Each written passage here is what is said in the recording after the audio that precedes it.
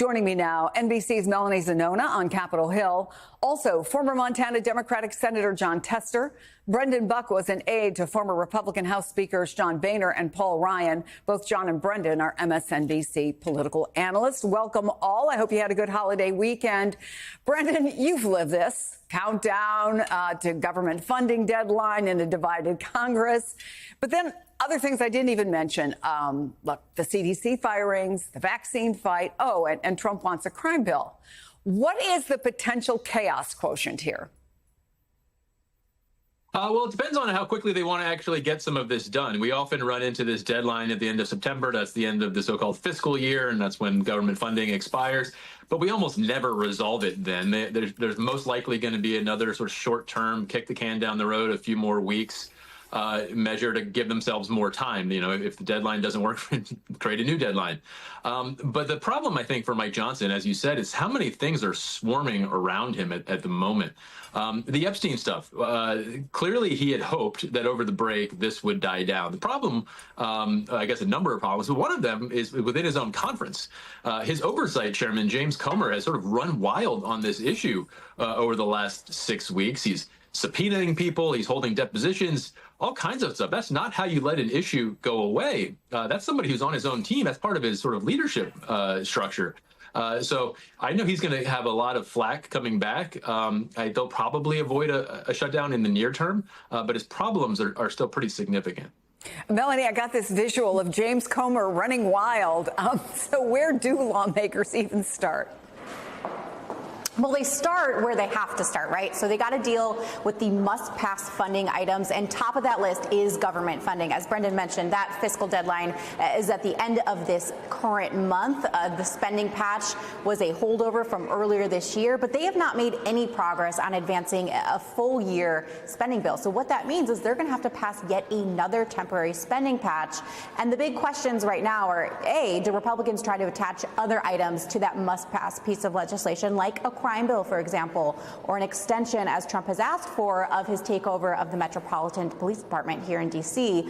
And B, did Democrats go along with whatever Republicans come up in terms of spending, even if it's what we call a clean CR?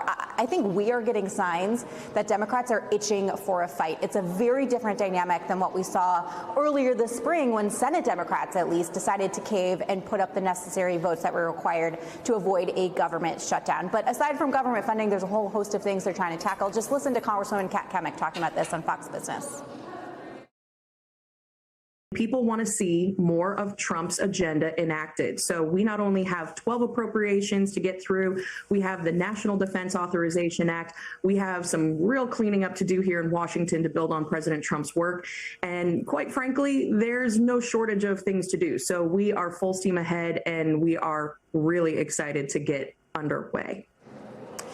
And just two other issues I wanted to flag that the Congress is going to be forced to address this week. Over in the House, we're going to have some victims and survivors of Jeffrey Epstein's sexual abuse coming up here for a press conference tomorrow, also meeting privately later today with some bipartisan members. And there's also potentially going to be an effort to force a floor vote by Thomas Massie, a Republican, and Ro Khanna, a Democrat, on forcing a release of all the Epstein files immediately without redaction, something GOP leadership has been trying to stave off. The second issue is over in the Senate. RFK Jr. is actually going to be testifying before a Senate committee in the wake of these massive shakeups at the CDC. So, of course, he's going to be grilled on that, as well as his vaccine views and how he's handled himself as secretary. So just a super busy week and month here in Capitol Hill. Yeah, I think senators saying there's no shortage of things to do is an understatement. And then you factor in off days, right? This Congress has just 14 legislative days left to avoid a shutdown before the deadline. What do you think this is going to look like? Senator? So my view is that they got a lot of work to do. If they do it in a bipartisan way, it will go much smoother. And quite frankly, I think you're right. Both previous speakers were right. I think that there probably is going to be a short-term CR, but it doesn't have to be that way. I think that if folks work together in a bipartisan way, they can get that done. That would be against how it's been done for the last 8 months, though. It's been very, very partisan, and there hasn't been a lot of minority input on any of this stuff. So I think that they've got a lot of work to do, no doubt about it. It's important work. Government shutdown would not be a good thing. I think you can look forward to things attached to that funding bill that may be very, very hard to swallow for Democrats. And so I think working together in a bipartisan way to find a solution is going to be really, really important over the next 14 days. Are you holding your breath for longer. that, Senator? I haven't seen it so far in this Congress, so I don't know. But I can tell you that if you don't fund the government, it's a very, very bad thing. If you don't follow the law when it comes to how you use your military, that's a very, very bad thing. So there's a lot of things that are going to be coming together over the next 2-3 weeks. In the past, the president hasn't shown a lot of respect for the law, and so we'll see if that continues. But in the meantime, Congress needs to do their job, and their job is oversight, and their job is funding the government. All right, Brendan, all of this is unfolding as you have a couple special elections for the House coming up. Virginia, right? Arizona. That could add 2 Democrats, and that would shrink the Republicans' margin of error to, I think, 2 votes.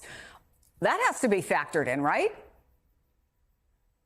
Yeah, I mean, this is a really difficult puzzle to put together. One, you have to have something that gets through the House. And what you're going to end up having is Republicans are going to be tempted to add that red meat stuff, crime stuff, Epstein stuff, whatever it is, to just squeeze it through that majority because they don't want to have to work with Democrats. Problem is, you do that, you run into Chuck Schumer in the Senate. You need 60 votes in the Senate to do anything. And so if you do a really hardcore, let's just make sure we don't lose any Republican approach, you're probably not making law.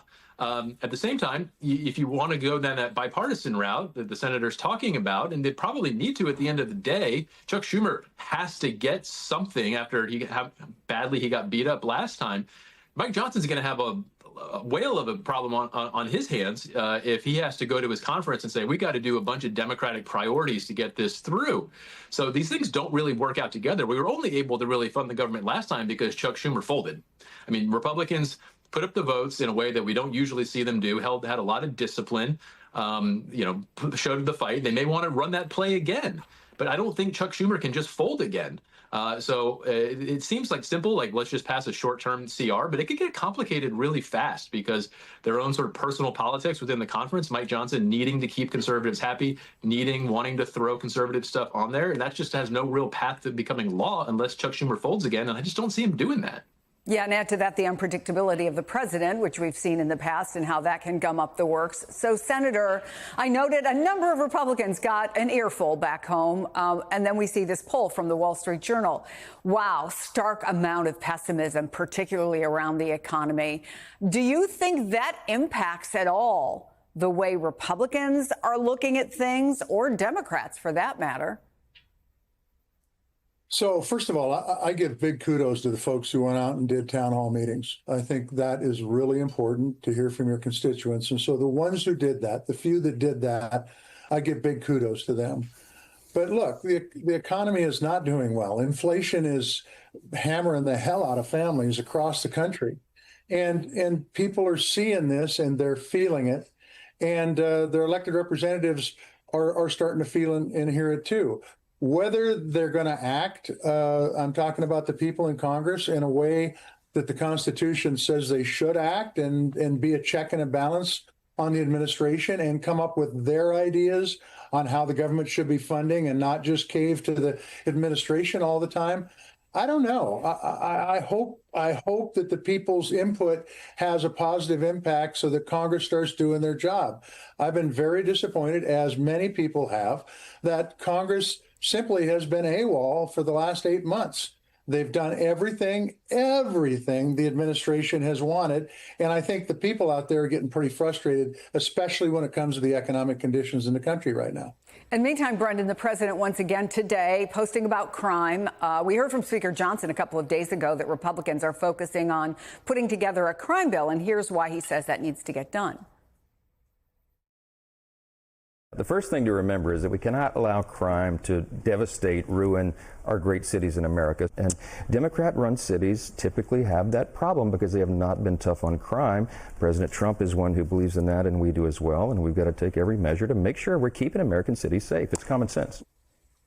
So I wonder, Brendan, if it's not the economy, is crime now the strongest issue for Republicans, a driving issue for the Republicans? And if so, how does that play into the agenda and all they have to get done on Capitol Hill? Well, they certainly seem to think it's a winning issue for them, and they honestly have for a while now. I mean, the crime was a big issue in the last election, too. I'm naturally inclined to just sort of be dismissive of when Donald Trump throws out like, oh, Congress should do something, and it's sort of out of left field. Like no one was talking about doing a crime bill until Donald Trump tweeted it or whatever he did the other day.